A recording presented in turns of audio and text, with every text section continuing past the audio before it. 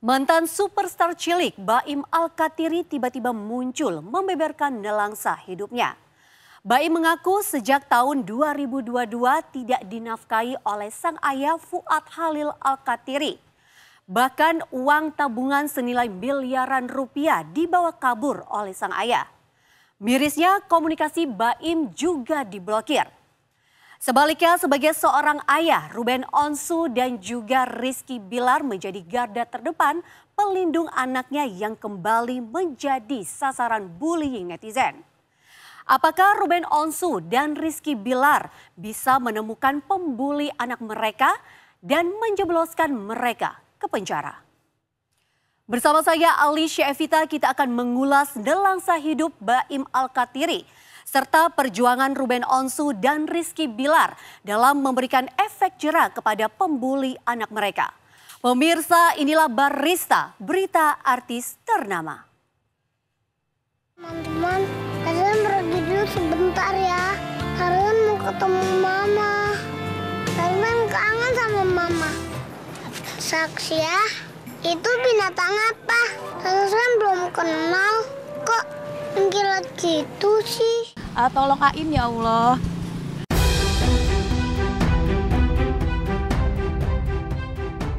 Pemirsa, banyak netizen yang menolak lupa pada sinetron anak terpopuler yang pernah ditayangkan secara stripping di RCTI itu. Keluguan dan kelucuan Baim sebagai Tarzan cilik masih terngiang di benak pemirsa.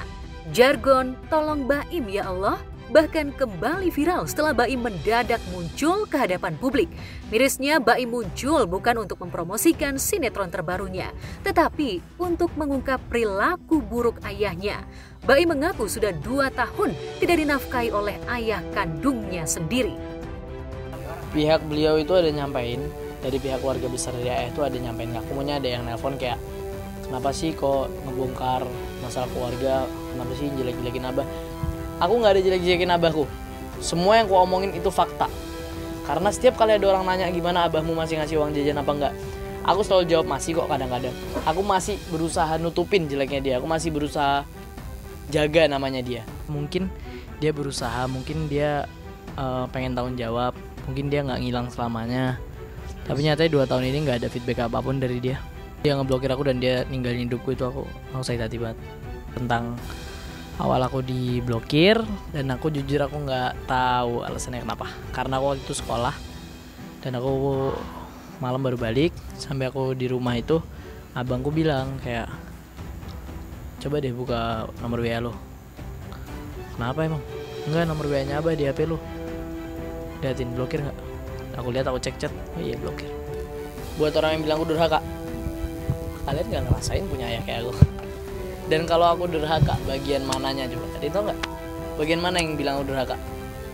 Ada nggak? Aku buka aib dia, aku nggak ada buka aib. Ini kalian tuh nggak tahu aku bilangin apa aja. Semua hal yang aku omongin sekarang itu baru secuil dari fakta. Kayak gini, ketawa itu tadi, ketawa untuk nutupin semua perasaan yang sebenarnya. Perasaan sebenarnya adalah, yang kan dia balas tuh kata-katanya tuh. Ya coba aja kalian punya ayah kayak aku, kan gila-gila kayak gitu kan. Ya. Dan ketika ngomong kayak gitu itu adalah bentuk sebuah kayak perasaan, sebenarnya gabungannya perasaan marah sih, karena katanya ketawa itu cuma nutupin perasaan marah yang dia rasakan. Menengok ke belakang, nelangsa hidup Baim bukan cuma 2 tahun sejak tidak dinafkahi dan putus komunikasi dengan ayahnya. Sebelum itu pun, Baim harus menelan pahitnya hidup sebagai anak broken home. Pasca kedua orang tuanya bercerai, Baim dan Abai harus berpisah dengan kedua orang tua mereka karena harus menempuh pendidikan pesantren di Solo. Sebagai anak saat itu, Baim seolah tak diberi pilihan dan harus menurut. Ia percaya pada sang ayah yang berjanji akan menyimpan tabungan hasil jerih payahnya di dunia sinetron untuk biaya pendidikannya.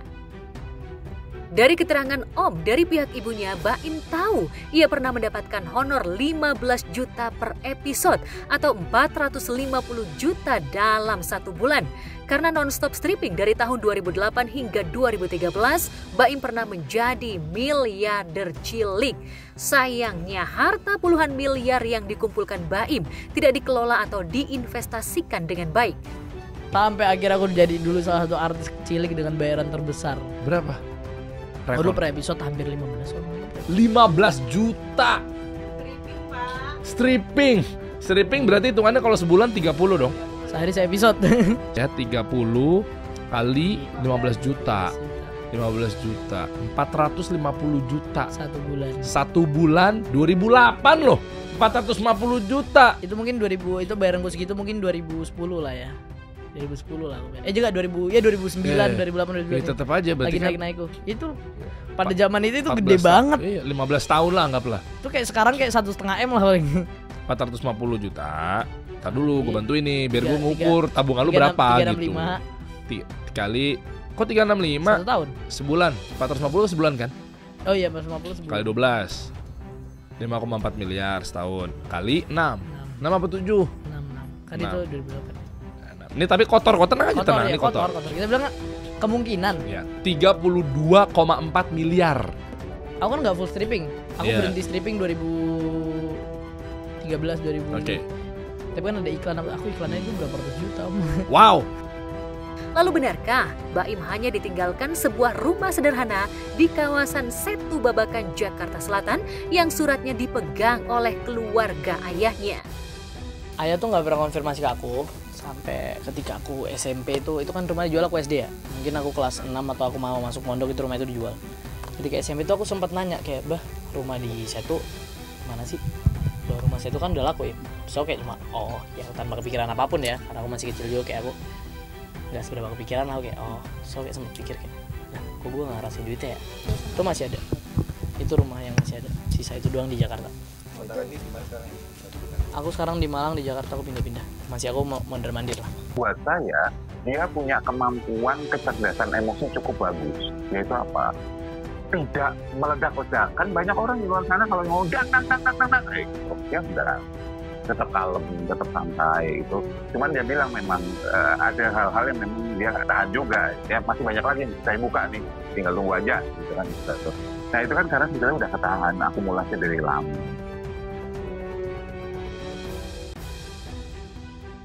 Meski punya penghasilan dari bisnis kambing, susu, dan parfum, Baim mengaku kewalahan menutupi biaya pendidikan dan hidupnya sehari-hari. Itu sebabnya dalam keadaan kepepet, tanpa mempertimbangkan rasa malu, Baim mendesak pertanggungjawaban ayahnya. Aktor kelahiran 7 Juni 2005 ini meminta tabungan dan uang hasil penjualan rumah yang dibawa kabur ayahnya. Selama ayahnya masih bungkam dan tak ada itikat baik, Baim akan terus bicara di media sosial dan hiburan.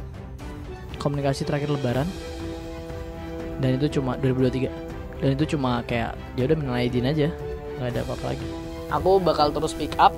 Aku baru keluarin dikit dari mulutku, masih banyak yang aku tutupin. Aku bakal berhenti speak up kalau dia udah ngehubungin aku dan dia ada itikat baik. Berarti kalau aku masih ngomong, berarti belum ada itikat baik dari dia. Ya dia nggak ada bayar sekolahku sama sekali sejak tahun pertamaku. Sedangkan dia sendiri yang nyuruh aku sekolah. Sebagai seorang ayah disuruh meninggalkan anaknya kayak gitu. Aku sekarang sekolah, aku ngulang ya. Karena tadi aku pesantren 4 tahun. Jadi aku otomatis aku sekolah harus ngulang dari tahun pertama. Sekarang aku tahun terakhir sekolah. Dan aku sekolah atas perintah siapa? Ayahku. Dan siapa yang lari? Siapa yang nggak bayar semuanya? Siapa yang lari dari tanggung jawabnya? Dia sendiri. Ya oke. Aku pesantren, aku sekolah, aku udah minta, bah kenapa nggak ngambil paket aja? Dia bilang kayak enggak, kamu harus sekolah. Aku ngulang, kalau sekolah ngulang 3 tahun ini. Nggak apa-apa, nggak apa sekolah, harus selesaiin sekolah. Ya udah, aku sekolah. Ketika dia ngomongin ayahnya itu nggak bertanggung jawab, gitu ya, dia itu sebetulnya lebih cenderung gabungan dari perasaan jijik gitu, jijik, muak, sama perasaan takut. Gabungan dari ini adalah malu sebetulnya. Jadi kalau misalnya kita lihat ketika dia berkata bahwa bapaknya ini nggak bertanggung jawab, gitu, bahwa dia sering dia meninggalkan tanggung jawab, lari segala macam kayak gitu, ya itu ada tarikan di sini cek gitu, terus sama kemudian ini kencang gitu. Itu gabungan lagi perasaan takut dan perasaan takut dan malu itu. Jadi itu sebetulnya adalah sebuah perasaan malu gitu, takut sama jijik itu malu jadi. Mungkin dia nggak punya pilihan lain ya, karena kan dia udah bilang dia udah sempat menghubungi orang tuanya, sempat telepon juga, tapi akhirnya diblokir dari sejak tahun 2022 dia bilang kan. Jadi mungkin karena nggak punya cara lain ya udah dia pakai cara inilah muncul di publik. Setelah lepas masa kanak-kanak, Baim baru sadar dirinya telah dieksploitasi oleh ayahnya. Saat ia belum lancar bicara, tepatnya tahun 2008 silam, Baim sudah kenal lokasi syuting. Bersama Raffi Ahmad dan almarhum Olga Syahputra, Baim menghabiskan sepenggal masa balitanya di lokasi syuting. Saat tampil dalam podcast Derian Syah Ashari, Baim mengaku kehilangan masa kecil yang indah. Ia tidak pernah merasakan bagaimana serunya main layangan di lapangan. Oke, ini awalnya ya dulu yang casting itu kan? Abai casting, Abai syuting, aku nemenin ke lokasi. Aku belum lancar ngomong itu. Aku nemenin Abai ke lokasi, diajak, ini adiknya lucu nih, mau syuting juga nggak? Mamaku bilang belum lancar ngomong. Dan ternyata sama orang-orang di situ bener-bener aku didikte diajarin ngomong. Yang ngajarin aku ngomong tuh kru, tahu gak sih? Aku makanya bilang masa kecilku tuh sama kru. Bergaulnya berarti nggak ngerasain main layangan. Ya, aku nggak punya masa kecil kayak gitu loh. Sumpah, setiap kali ada orang cerita nih misalnya, oh iya seru dulu kecil main gini. Oke. Ngerasain lagi kayak gitu. Gimana sih rasanya gitu loh, kayak aku nggak punya masa kecil itu, aku nggak punya itu loh. Paling dulu main-mainku di sekolah doang kan. Kayak di kampung aku nggak main. Kayak misal ketika di rumah. Karena abangku kan gak seberapa ke syuting ya, dia lebih ke iklan kan ya. Syuting dia kan gak seberapa. Dia lebih akrab dong, lebih bonding sama anak-anak kampung sana dong. Ketika dia main, aku ikut, aku kayak ngerasa kayak aduh, aku gak bisa nih. Kayak aku mending di kamar aja main PS atau gitu. Tapi kalau sama kru nyambung. Kalau sama kru aku main. Aku sama kru akrab banget dulu. Oke. Stimulasi pengalaman-pengalaman lain jadi tertutup. Karena tidak pernah dapat kemungkinan untuk mengalami hal-hal berbeda.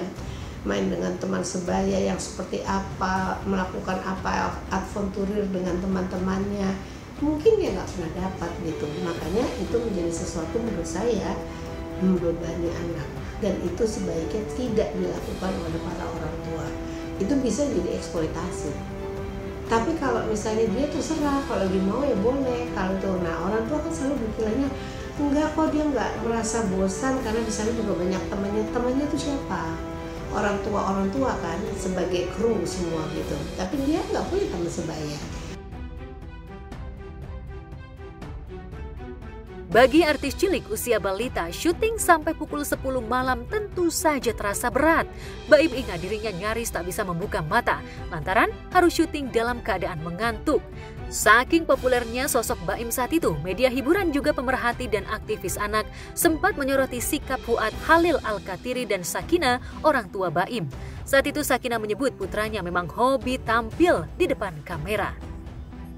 Itu kan nggak capek ya? Maaf nih, ada riwayat nggak sih kayak kan 24 jam mungkin syuting, masih kecil itu?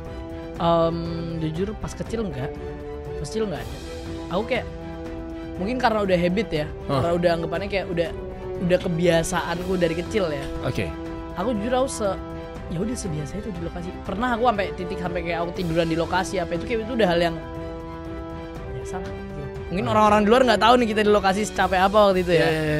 Ngejar tayang, orang-orang pada zaman itu, pada zaman anggapannya kan sekarang kan orang lebih web series apa sinetron, kan nggak langsung yang syuting hari ini besok tayang kan enggak. Kalau kita kan dulu kayak gitu. Kita syuting hari ini, kita stripping tuh syuting hari ini, besok udah harus tayang. Belum ngedit, belum apa-apa segala macam. Jadi kita syuting aku dulu syuting itu perjanjian jam 10 udah harus selesai. Dan enggak bisa, ternyata itu perjanjian ujung-ujungnya nggak guna juga, tetap aja. Aku pernah kabur dari lokasi kok. Buat sekolah dong kaburnya. Bukan buat sekolah, aku udah gak kuat, udah waktu istirahat. Aku lagi di depan kamera. Itu mukaku udah lemes banget. Omku itu lari gendong aku langsung masukin ke mobil. Jadi ini misal kita bilang nih lokasi nih. Ini scene nih, frame nih. Mobil tuh di sini udah dinyalain sama omku, pintunya udah dibuka. Omku lari gendong aku masukin ke mobil, cabut. Sampai dikejar. Wah, kehambat dong syuting semua. Iya nggak mau tahu akhirnya karena udah perjanjianku jam 10 udah itu dong. Itu udah jam berapa, udah deket pagi tuh. Aku dibawa pulang, akhirnya besoknya nggak jadi tayang, besoknya ngulang episode lama. Ya itu udah sering lah kayak gitu karena nggak bisa dong. Aku umur berapa waktu itu, Om? Aku SD aja belum aku pas zaman itu. baru mau SD bahkan TK. Jangan mengkamuflir atau seperti mengatakan bahwa ini dia nggak kerja kok, dia cuma iseng-iseng mengembangkan bakat, padahal yang terjadi adalah seperti itu. Nah, pada waktu dia anak tadi saya bilang tidak bisa dia mengatakan tidak, dia harus melakukan itu. Dampaknya apa? Dampaknya bahwa dia hanya tahu dunia itu aja. Pada waktu anak kecil dia nggak bisa punya pilihan. Yang diminta oleh orang tua pasti akan dilakukan. Bedanya eksploitasi sama dia mengembangkan bakat harusnya berbeda.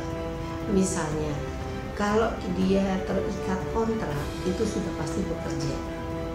Karena kalau mau nggak mau, dia moodnya lagi oke atau tidak oke, dia harus tetap menjalankan. Di mata psikolog, perceraian orang tua dan sikap lepas tangan ayah Baim berdampak besar pada kehidupan Baim sekarang dan selanjutnya. Waktu kecil, sifat kognitif Baim belum terbentuk, sehingga ia tidak bisa protes atau melawan ayahnya.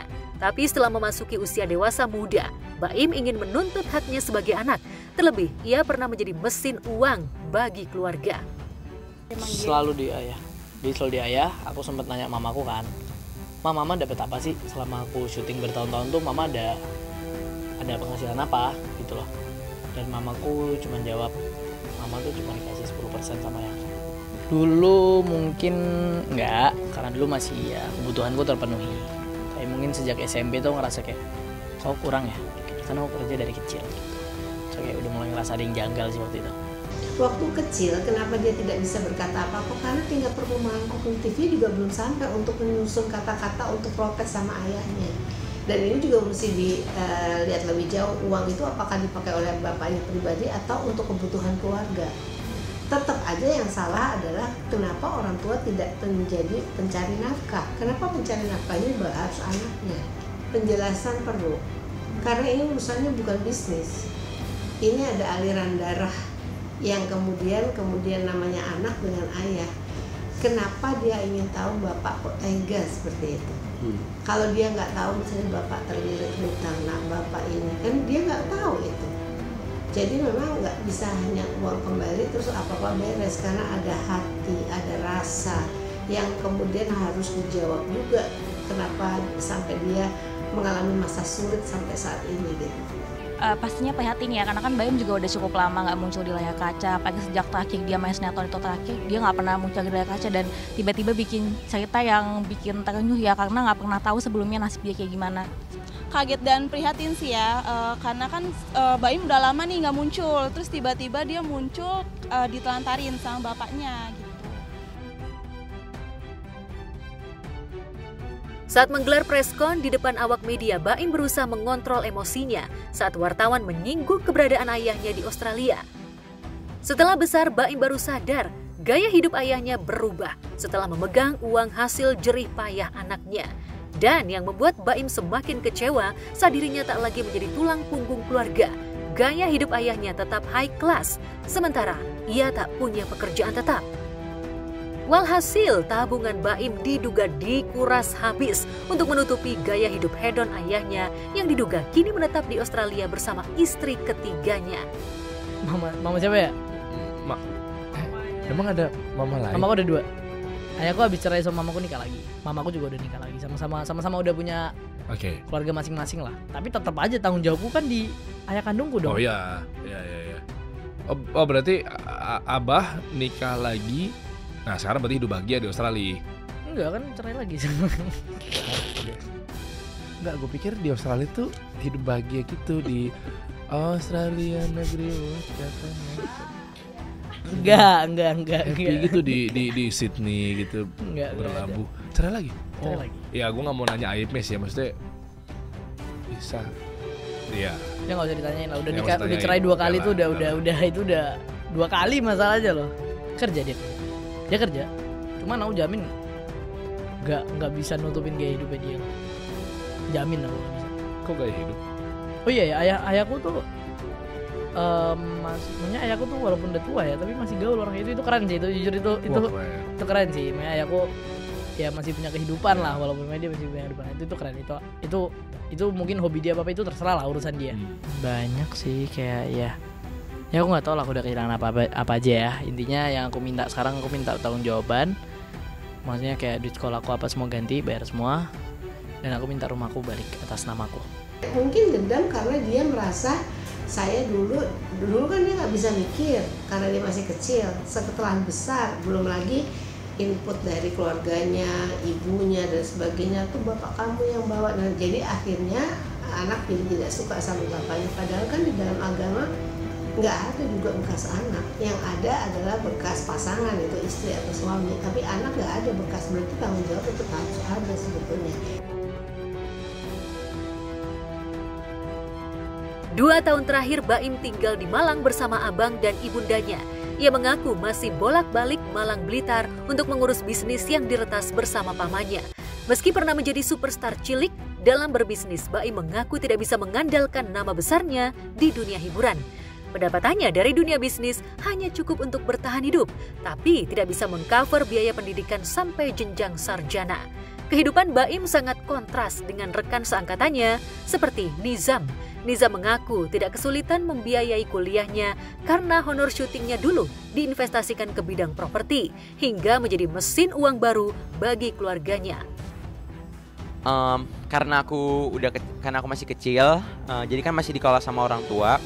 Cuman sih alhamdulillah orang tuaku kelola dengan baik. Alhamdulillah bisa dapat mobil, dapat rumah, ditabung juga buat kuliah. Jadi aku udah baru masuk kuliah, ini baru minggu kedua kuliah. Jadi ya sekarang kegiatan aku, kalau udah kelas pagi aku langsung kuliah, belajar, balik lagi kuliah, belajar, gitu-gitu aja sih. Menurut aku sih pendidikan tuh kan nomor 1 ya, jadi penting banget untuk semua orang. Apalagi kalau syuting kan gak selamanya ya. Jadi menurut aku pendidikan tuh harus nomor 1 dulu, diutamain. Habis itu baru syuting gitu. Karena untuk masa depan ya pasti kita kan harus belajar. Semua orang juga pengen kuliah lah ya. Aku juga pengen terusin di bisnis juga. Emang keluarga aku kan emang jalin bisnis lah ya. Jadi kan aku pengen jadi penerusnya juga. Jadi ya aku emang disuruh kuliah ambil bisnis aja. Jadi ya udah sekalian kuliah aja lah. Sebagai teman dekat, Nizam mengaku tidak putus komunikasi dengan Baim. Namun, untuk masalah pribadi, Baim tertutup kepada Nizam. Saat Baim ke Jakarta dan menggelar preskon, Nizam juga tak sempat bertemu Baim, meski mereka sudah berusaha mencocokkan waktu. Lantas, apakah Nizam sudah lama tahu kalau Baim sering diperlakukan tidak baik oleh ayah kandungnya sendiri? Seingat aku sih, kayaknya enggak ya. Aku beberapa kali mungkin pernah, cuman lebih sering sama ibunya atau sama omnya kalau nggak salah. Juga aku belum sempat komunikasi lagi sama dia. Mungkin nanti aku coba tanya-tanya juga. Soalnya dia emang belum pernah open sama sekali ke aku. Karena aku juga mungkin itu masalah pribadi ya. Jadinya dia kayak masih keep, dan sekarang dia udah mulai dipublish. Jadi aku sebagai temen dekatnya juga belum tahu. Dia juga belum sama sekali cerita ke aku karena mungkin dia masih simpan rahasia, dan sekarang udah di publish. Mungkin nanti aku coba untuk keep kontak sama dia lah. Kita sih masih kontak-kontakan, kita masih kayak nanya, oh lu di mana, gini-gini. Kita masih keep in touch, masih sering DM-an. Cuman kalau ketemu terakhir ya paling di lokasi aja, karena emang ngaturin jadwalnya. Kalau kemarin kan aku sempat syuting sinetron, jadi nggak bisa tuh bentrok. Karena kalau syuting sinetron harus setiap hari di lokasi ya. Dan pas sekarang kemarin dia juga sebenarnya sempat ngajakin ketemuan, cuman aku beberapa bulan terakhir ini kan lagi sibuk belajar nih buat persiapan masuk ujian lah. Pasti teman-teman yang seumuran aku tahu persiapan ujian apa. Nah, jadi aku sama dia tuh emang belum ketemuan lagi, cuman masih kontak-kontakan aja sih. Terakhir ketemu kapan sih sama dia? Kalau nggak salah tuh 2022 Desember. Berarti udah mau 2 tahun sebenarnya. Udah lumayan lama terakhir ketemu dia.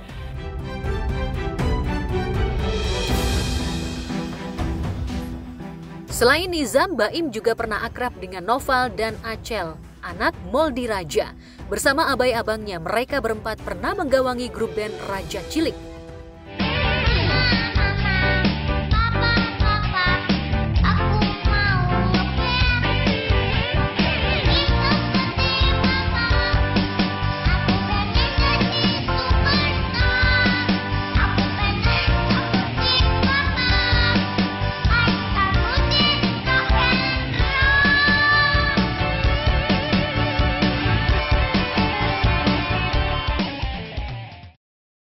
Lalu benarkah memanfaatkan kisah nelangsa hidup Baim yang mencetak viral, Raja Cilik ingin comeback ke dunia musik? Benarkah Moldy juga sempat selisih paham soal uang dengan ayah Baim?